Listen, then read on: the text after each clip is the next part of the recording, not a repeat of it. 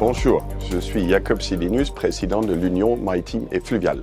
Aujourd'hui, nous sommes au Club 29 pour parler de l'Europe et pourquoi l'Europe est importante. Il y a une élection qui se profile très bientôt. C'est l'occasion pour nous tous d'exprimer nos points de vue sur l'Europe.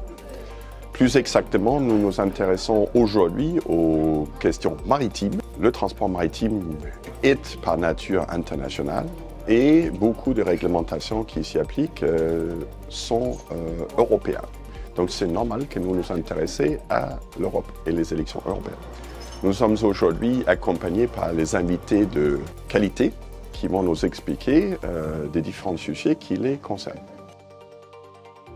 Bonjour, Christophe Castaner, président du conseil de surveillance du Grand Port Maritime de Marseille. Aujourd'hui, l'enjeu du port de Marseille, c'est évidemment son ouverture sur le monde et son ouverture sur l'Europe. Le port de Marseille, c'est une porte vers l'Europe. Et nous sommes dans un contexte de mondialisation. Alors, nous avons besoin de cette chaîne logistique qui, à travers le monde, permet, sur des grands bateaux, de transporter autant qu'un train de 350 km pour un bateau, par exemple. Et donc, notre enjeu pour nous, c'est de faire en sorte que l'Interland Marseille-Fos puisse être ouvert vers le nord de l'Europe.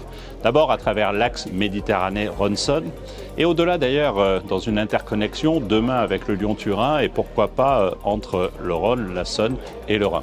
Voilà les enjeux sur lesquels nous devons travailler, sur lesquels le Grand Port Maritime de Marseille, comme force de frappe de l'État ici sur le territoire, mais aussi l'ensemble des acteurs privés qui font vivre le port de Marseille, sont mobilisés.